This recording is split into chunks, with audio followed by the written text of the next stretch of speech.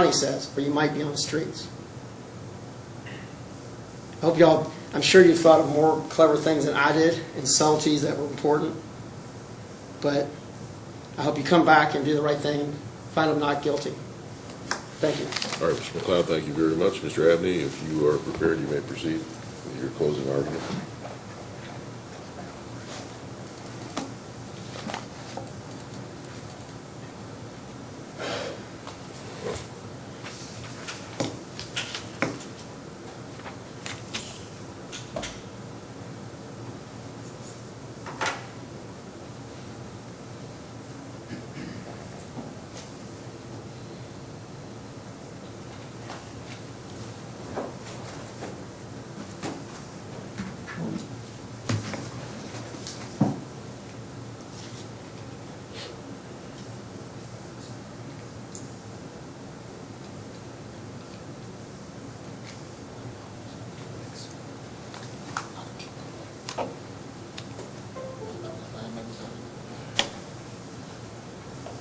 Okay, Your Honor. You may. Full counsel. Defense counsel. So there are, as far as we can tell, really only 3 reasons that someone might do something like Keith Basemore did in this case. Just 3. And not one of those is self-protection. Not one. Those reasons are to hurt, kill, or terrify. We're here today to talk about hurt. That's what he's charged with, assault in the first degree, intentionally causing a serious physical injury with a weapon. But there is no other reason to shoot a weapon 9 times, a weapon that size 9 times, to bring a weapon to someone else's house and shoot them 9 times, other than hurt, kill, terrify. And he didn't kill her, but he certainly hurt her, and he certainly terrified her, and likely scarred her for the rest of her life. There's no reason to shoot time after time after time after time after time after time after time after time after time. It's kind of important to count that out. There's just so many acts, one after another. Each one of them is wrong. So I think the proof in this case is more than sufficient to deliver her to assault in the first degree. That's what we're going to ask you to do. And I'm going to ask you to hold us to our burden. I embrace it in this case. I think it's really no burden at all with this evidence. With that being said, and please make sure we've proven each of these things, but I think it's worth it to say that there's some things that just aren't really in serious dispute from the defense. It's not been disputed that he's the shooter, that he shot that gun intentionally, that the injuries were caused by these bullets out of his gun, that there was a serious physical injury that was caused, that he was not invited to the house by Connie, that he was armed with this Draco, that he specifically packed it in the vehicle to take it over to the house he was not invited to, that by some accounts it was sitting in his lap as he drove over there. And further confirmed this morning and taken out of all dispute is the idea that Mr. Basemore, when he spoke with Rondell to deliver the Christmas presents, did in fact also have in mind delivering a message. And it's no longer in dispute. That part of that message had to do with the life insurance that she carried. The same day that he would shoot at her 9 times, he's talking about life insurance, and that's from his own mouth. It's not in dispute that this vehicle is parked not in a parking spot, but perpendicular to the parking spot so that he can take off in his car. These things could have been in dispute, but they are not in dispute. And there's a lot else that has been confirmed at this point by the defendant and by his wife. So you can take them out of contention and ask yourself, what is really in dispute? And what is in dispute here is whether when he arrived at the apartment, was he standing next to the car and did he let loose with those 9 rounds? Or did she come flying out of her front door, interrupting her preparation of collard greens and decide to try to take his head off? That's what's in dispute. There's really not much else. So what's your starting point? Your starting point has to be what's not in dispute. But even if you set that aside, if you didn't have that, what you'd have is rifle casings from an individual who doesn't live there, 9 of them, out in the parking lot. 9mm casings belonging to the gun of the homeowner, and that homeowner's injured. And the defense wants your starting point to be that the man in the parking lot is the victim. I don't think so.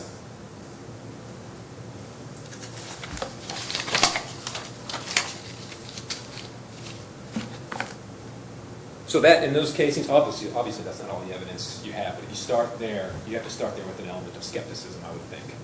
So what you're here to decide is whether this was an act of self-protection, whether it was lawful, whether it was right, and if you can go back and do it again, whether you ought to, and whether it would be legal.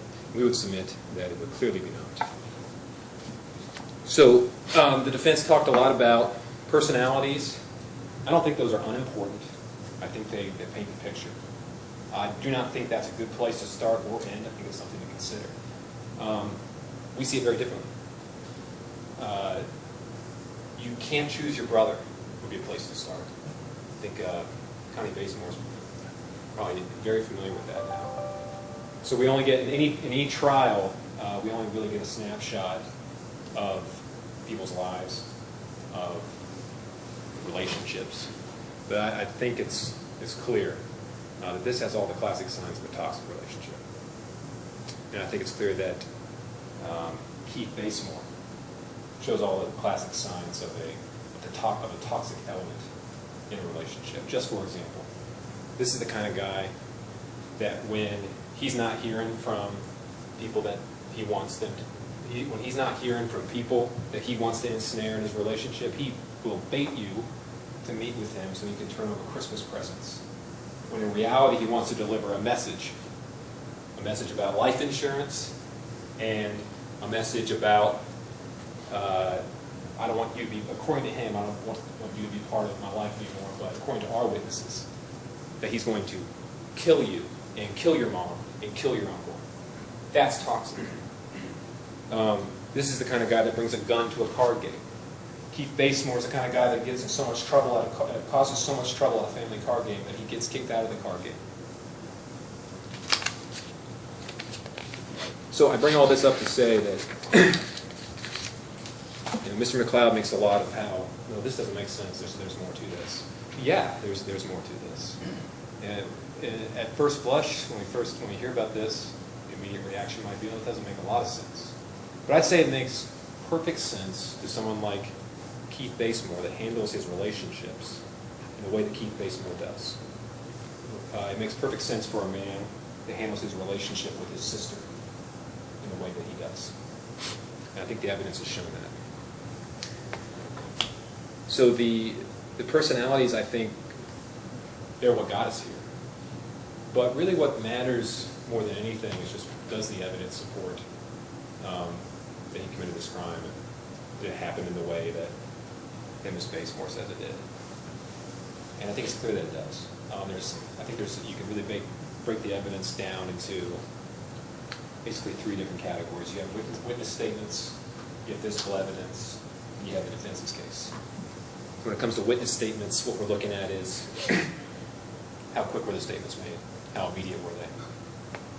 Mr. McLeod talks a lot about that. I think he ought to. I do think that's important. And you also consider how they match with the evidence, how they match with other statements. So I'm going to start with Connie Basemore. Talk about her statements. But before we talk about her statements, I just want to talk about Connie for a second. Because Connie is the reason we're here.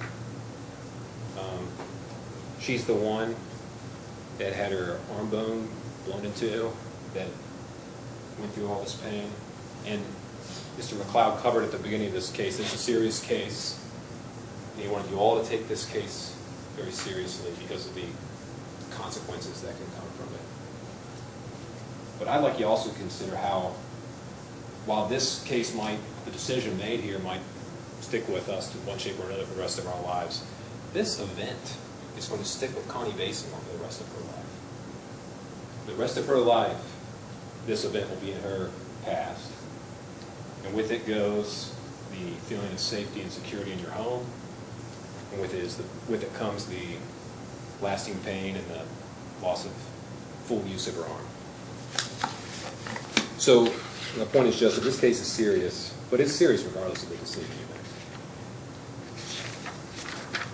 When we talk about her statements, though, I want to start with the immediacy, how quickly the statements are made, because it's very important. And I would ask you, when you deliberate, you don't have to do this, but you're going to take everything that we've admitted into evidence with you. Review the interview that was entered in the hospital, because I think it should make a big difference. She's lying on her back in a hospital bed. She's having this body cam from Detective Simon. And the scene, and you saw it, is chaotic and loud. There's a man screaming in pain in the background, an unrelated patient. She's alone, doesn't have any family with her. And she is very clearly in a lot of pain. And what I want you to think about when you think about what she says in that statement is how quickly this statement's being made. This is within minutes, moments, an hour of when she's shot. They said that they rushed her over priority. So you know this is taking place very soon. And as I mentioned, it's a difficult and unfamiliar scenario for her. Go through and listen to what she says on that video, because you're going to find that there is so much there that is absolutely identical to everything she said on the stand earlier this week. So they can talk about all of this family getting together and cooking up a story so they can get it just right for trial. But if you listen to what she has to say, you're going to hear that as she lies on her back, and Ms. Basemore may be many things, but she is not shy. So you would hear her talk and provide Detective Simon forthrightly with everything that led up to this. And it is the exact same as what she said from that seat to the line. She says they had started with a card game, that he had a gun at the time of the card game, she talked about the Christmas gift handoff to the son. She talked about refusing to give a ride to her son, that he issued a threat to kill her and her brother to her son. She talked about how she had purchased a gun recently, how the gun was at the house. She talked about how he called with his phone and said, bitch, I'm outside. And I think that in particular is very significant, because that's unusual.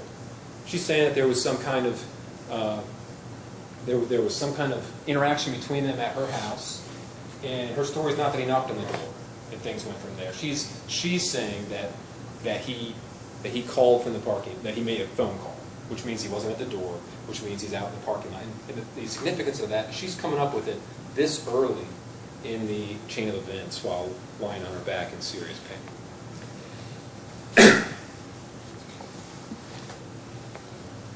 So when the defense says that these things don't make sense, well, I'm sorry if they don't make sense to you, but they've got to be true under these circumstances. How do you come up with these fabrications so quickly that remain true 20 months later on the stand?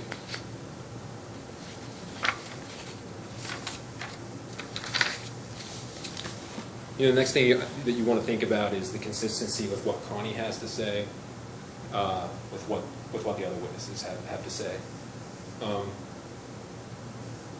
And I think you be the judge, but you think about what she said, Rondell and Maurice, and they really fit together like lock and key.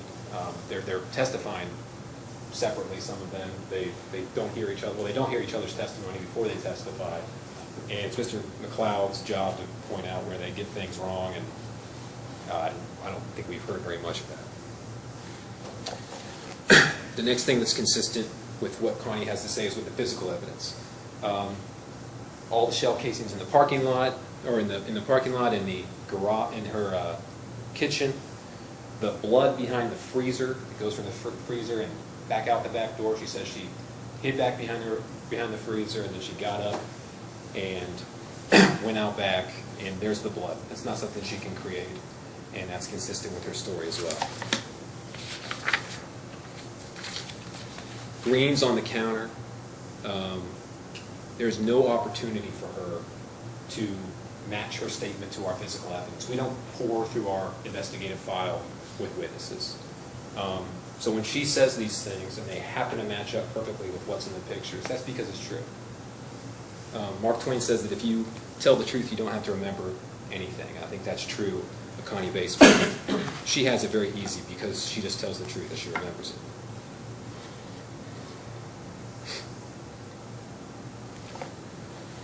So there's a lot of talk of Maurice and hiding the gun. So Maurice is a convicted felon. He testified to. There's some pretty serious consequences for having a gun as a convicted felon under almost every circumstance. And people that are in that situation, they know. And a lot of times I know other people that have that status and have gotten really jammed up for being anywhere close to a felon. I mean, it is serious, serious business to be close to a gun if you're a convicted felon. So I guess what the defense is implying is that what other reason are they moving this gun for unless they have something to hide, unless they're shooting the gun first, they're doing something wrong, and they just got to get rid of that gun. But there's an absolutely perfectly understandable, doesn't make it right, but it's an understandable explanation, which is that when someone in that situation, thinking quickly, a civilian that doesn't have any legal know-how, this kind of decision can be made. They knew that the casings were there. Those casings were still there. They knew that there were other witnesses to her firing this gun. There was never going to be a way to make that gun vanish. That wasn't going to happen. And you're not going to find any denials from anyone that there is a gun. At any point in the evidence that's been admitted, there is no denial that there's a gun. I think that's a pretty big deal. There's a big difference between saying no gun, don't worry about it, and kind of doing your thing and not answering questions because you don't know how to fix this situation that's tricky for you from Maurice's point of view.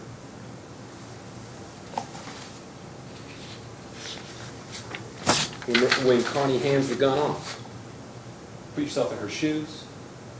She's got this very serious injury, probably extremely painful, and she's holding a gun in her other hand, something you have to handle very delicately and be very careful with. You can't deal with both things at once, so you're going to do something with the gun. Are you going to put it on the ground? Are you going to put it on the ground right after you've just been shot at 9 times? I think a gun is something that you're going to want to be particular about. You're not going to want to throw it aside. You want to give it to someone, but you're also not going to want to have it. So she gives it to Maurice. So her actions are perfectly understandable as well. The point of the matter is that this gun does not really matter. Those shell casings were there. They were always going to be discovered. Mr. Basemore's conduct and the gun, the 9mm roll, was never going to be hidden.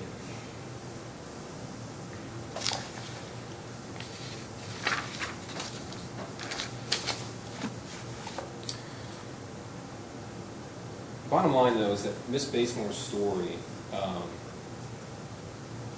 beyond its consistency with the evidence in the case, it just makes sense. It's a story that, it doesn't make what was done correct, but it's something that is understandable. You can see it happening. And what do I mean by that? This is not a tale he came over to my house and started shooting, and I don't know why, but will you please just lock him up because I really hurt my arm. This is a story of a relationship, a toxic relationship that develops and escalates over the course of a month. We all know how disputes can escalate, and you have an understandable A to B to C order of events showing how things escalated and became more and more fraught, which is understandable and believable, and every single part of it is consistent with what Connie says and what Shantika and Mr. Basemore have to say about these disputes. They started over a card game, but there was a big that there was a big blow up and that stewed for several weeks, that nasty things were said at a Christmas gift exchange, that Connie called in response and said some angry things, and that Keith responded at that point and came back. This is a back and forth escalation that is understandable and makes sense.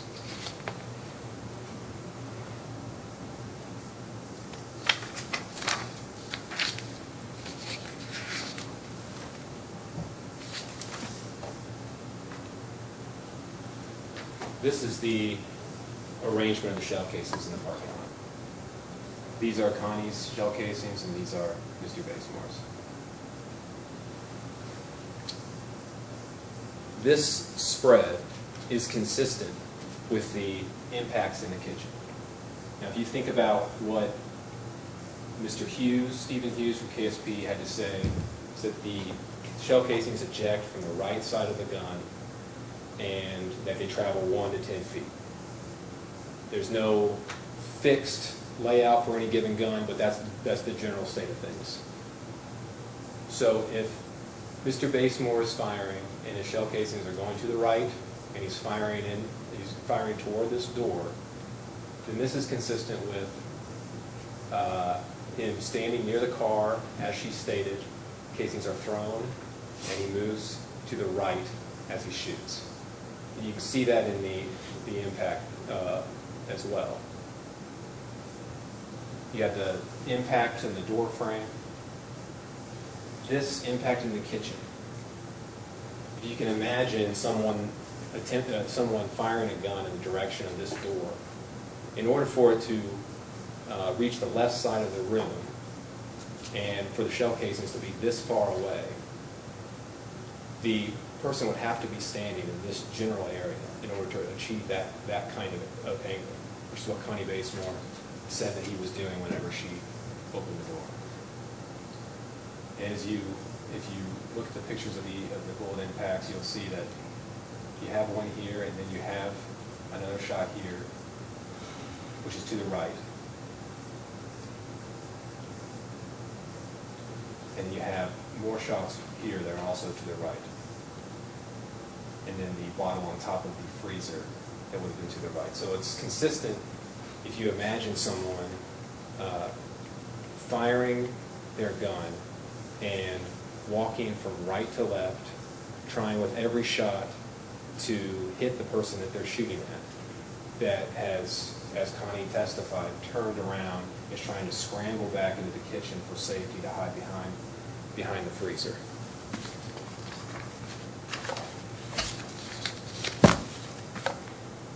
I'm going to talk about this some more later, but another thing I want you to consider really is their story, is the defendant's story and his wife's story, and just how unbelievable it is, how inconsistent it is, how statements that have been made in the past were patently untrue, how they stated on the stand that some of the things they said were untrue at the time. But one of the things that was said was that I asked Mr. Basemore multiple times, as he stood there firing his weapon from the first shot to the last shot, did he move in any direction whatsoever? And he said no, he was stock still. And he also testified that his car was parked right near where this truck is. This signifies the truck that you can see in the photographs. So if he's standing anywhere close to this truck and he's not moving at all, then these bullets are coming in from this angle.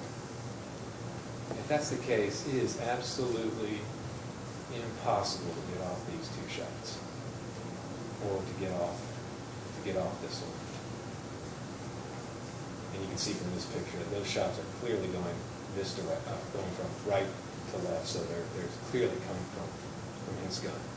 So you know that when he says that he's standing where he was standing, he's not moving, that's untrue. And that's because he wants you to think that he's acting in self-defense, he's getting off a few shots and he's getting out of there, when the reality is much closer to what Connie said, which is that he started shooting, he came over there to shoot, he came over there with that huge gun with those rifle bullets, he started shooting over and over, and he was trying to shoot me, and he did shoot me. and to do so, he had to move and rearrange himself to get off these shots.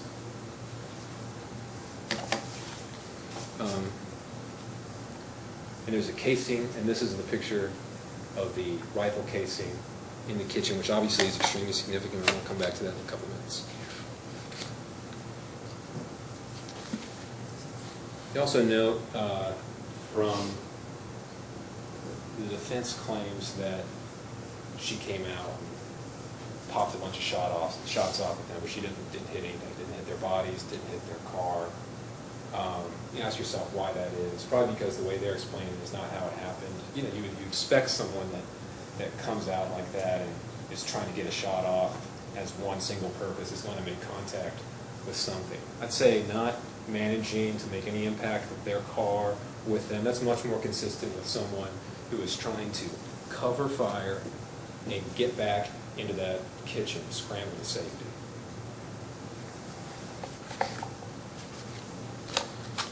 You heard testimony from the doctor. X-ray of her bone was severed in half. She's going through a lot of pain. I think she's obviously doing as well as you could expect being shot in that way.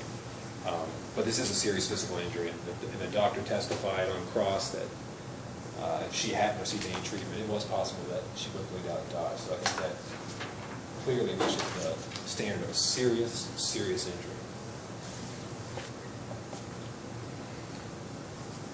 So you have the Commonwealth's witnesses' statements, you have the physical evidence in the case, but you also have the defense's statements that they made previously and that they made this morning.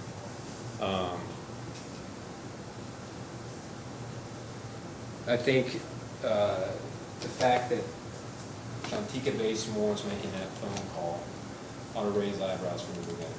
And there's just no good reason for that unless you feel like what you did is not right, and you feel like you're going to get in trouble because it's going to become clear that you were not acting in any form of self-defense, that when investigated, it's very possible that you might say the wrong thing and get yourself into more trouble. So what is someone in that situation likely to do? You might ask someone else to make the call for you.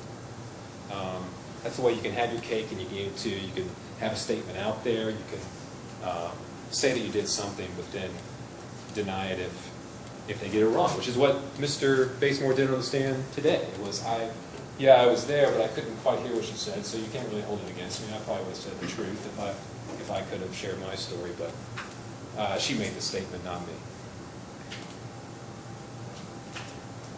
What's far more likely is that he's sitting there listening very intently, because it's a very interesting thing to someone who's just done something like this, the first contact they make with police. So when she says, as he was riding by, his sister shot at him, he's there, he doesn't jump in and say, that's not how it went down, give me the phone. No, he lets that go, because they know that them going over there with this incredibly large gun and shooting the gun in the way they did is wrong. So they want it to be that they were just riding by. When you listen to the call again, it's been admitted, and they've admitted that parts of the call are false. But don't let that admission just neutralize this. Just to set it aside and say, okay, they've apologized. Now let's hear what they're saying now. This is a big deal. She also states that she called her husband, informed him of the threats, and that he acted upon her call. So she completely removes herself in the way she told it from the situation. These are big lies. Mr. McLeod can talk about riding by, a little twist of language here or there, but these are lies. These are lies that are told by people that know that they just drove over out of anger to Connie Basemore's house, unloaded an AK-47.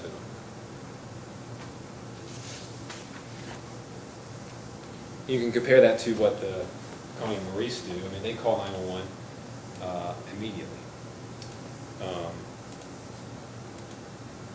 They call immediately. They get people over there immediately, and she makes her statement at the hospital immediately.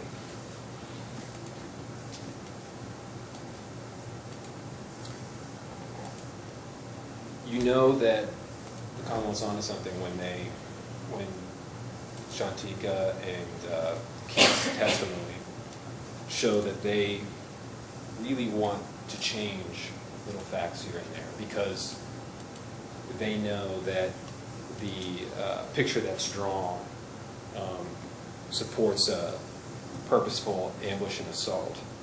For example, a card game starts out as not a big deal, and Mr. Cunningham is cross-examining this Basemore with Shantika.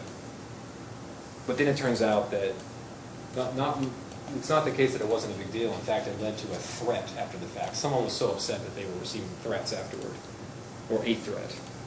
And then when pressed on that, Shantika says, well, actually, it was multiple threats. So the story keeps changing. They state that there was an explosive argument on the phone. People are saying absolutely unspeakable and unforgivable things, but that Mr. Basemore really wasn't that mad about it. They're saying these things because they know that what really happened is he got really mad, and just as you might expect someone might do, he packs up his gun and drives over there. That doesn't look good, so now he's not mad, even though you'd expect it to be bad. They start out with saying that, Shantika starts out by saying that they sat in dead silence in that vehicle after this happened. And then then Mr. Basemore admits, well, yeah, we did talk, because of course they talked. And then he says, well, maybe we didn't talk, maybe I was walking around trying to deal with my heart problem.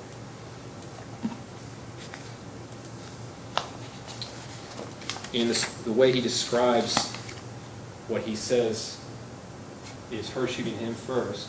He said multiple times, and Shantika said as well, that Connie comes out of the house with a 9mm, unloading that thing shot after shot.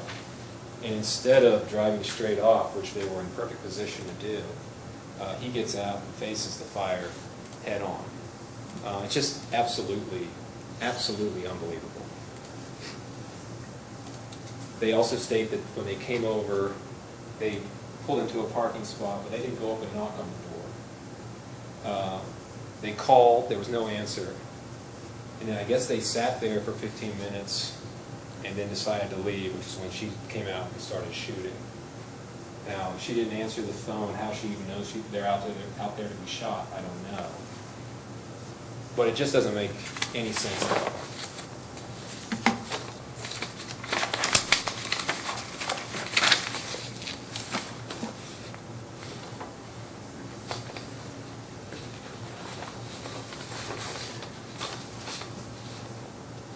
This signifies a rifle shell casing. And you saw this picture of the body cam a moment ago. I think it's at the end here. It's right here. There's a curve here. There's a little lip right here.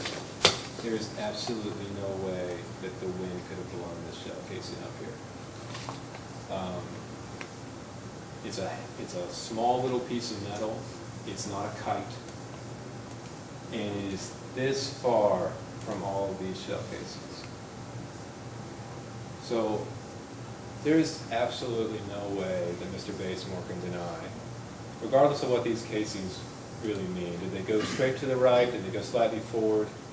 Whatever you think, they generally go, the gun spits them out in a certain direction. And it spit all of these out in this way, and then this one goes all the way up here. Just the one. Far more likely explanation is that Mr. Basemore charged into that kitchen just the way Connie said he did. He got up there and fired another shot through the threshold. It popped out, the casing popped out to the right, hit the door of the wall, and fell right there. That's a much more likely scenario. That's a big deal, because there's a big difference between his story, absurd as it is, that she came out blasting, he came out and faced the music of her rain of fire, and then got his gun and started firing back because it was the only thing he could do to save his life and his wife's life. There's a big difference between that and the same story, but then he walked all the way up here Because the person that is fired on multiple times without any provocation is not going up here. This is where death is. If there's really someone that is flying out of the front door and trying to shoot you whenever you come over.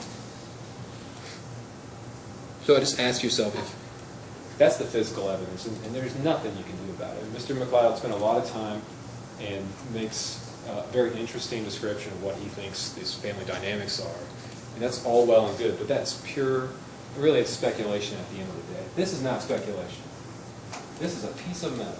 There is nothing, no arguing out of this little piece of metal sitting right here. It's there, and there's nothing you can do about it. And that's because he marched up there with that huge gun and shot again, because his aims were to hurt, kill, or terrify.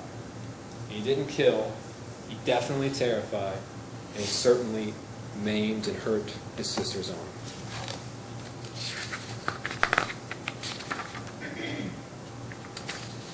This is not an act of self-defense. That's what you're here to decide. There was no imminent physical harm to Keith Basemore. He was standing outside that car. He admits that he was standing out that car just the way she said he did. He has taken every piece of truthful evidence that he knows we have, and he has eaten it, conceded to it. And because he knows he has to, and he's changed just the one thing, which is that, well, I did every single thing they said. I went over there.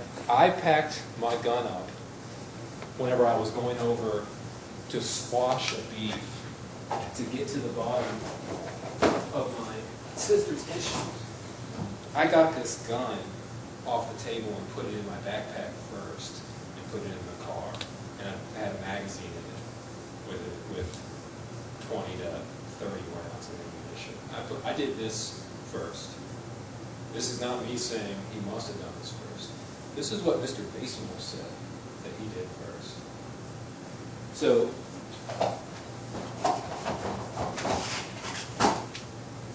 just want to ask yourself, because the bottom line is his intent when he fires that gun. You are not allowed to fire that gun because you are upset, because your sister said the most hurtfulest thing you've ever heard in your life when she said she wished she would have died of cancer or something. You are not allowed to do it for that reason, and he knows it. You are not allowed to do it for that reason. Ladies and gentlemen of the jury, I would ask you to deliver a verdict of guilty on assault in the first degree. Thank you. All right, Mr. Abney, thank you very much. Okay, Madam Clerk, we're all set. Ladies and gentlemen of the jury, thank you. Madam Clerk's going to join us now, and she's bringing the box, hopefully. Box. Oh, she got the box, I think. She's coming. She's going to bring that box. I think she's coming. Madam Clerk. Awesome. There she is. She has arrived. There are two numbers that you're going to pull. You got that all shaken up there, Madam Clerk. Just close your eyes, just pick out two and hand them to me. If you hear your numbers called, you'll please indicate by raising your hand. I'm going to go ahead and excuse you if you'll come on by here and let me know. If you want to know, thank you, Madam Clerk, what the verdict is, I will call you during business hours, or normal will be after business hours likely, but at a reasonable hour, I will call you and let you know how things come out, and I want to thank you again. It's completely random. Here are the numbers. If you would indicate 292-3099, indicate 1, and juror number 288-1646, 2. Those two are the alternate jurors, will not go back to the 12-person deliberating jury. I'll tell you what, here's what we're going to do. Yes, I'll take care of it. Don't worry about it. Thank you. At any rate, Sheriff, if you would, let me go ahead and swear you. Swear affirm to keep these jurors together and not allow anyone to communicate with them about any subject matter related to this trial. Will not do so yourself. Yes, I do. All right. Well, this court's going to stand in recess pending return of the jury. The two alternate jurors, when you all the jurors will follow the sheriff. You'll have access to all the admitted exhibits. The lawyer's going to check on those, make sure those are tidy and right. and then the sheriff will come back and get those, okay? The two alternate jurors, if you would please, the rest of the jurors are going out the door behind the sheriff. You'll come around here and let me know what, if you want me to let you know what the verdict is, okay?